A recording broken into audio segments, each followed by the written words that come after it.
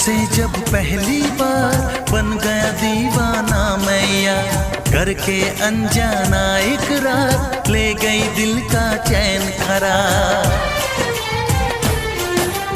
देखा उसे जब पहली बार बन गया दीवाना मैया, करके अनजाना इकरार ले गई दिल का चैन करार। थोड़ी सी घबराई थी, थोड़ी सी शर्माई थी, कितना प्यारा मुखड़ा है वो तो चांद का टुकड़ा है। जाने कहाँ छुप जाती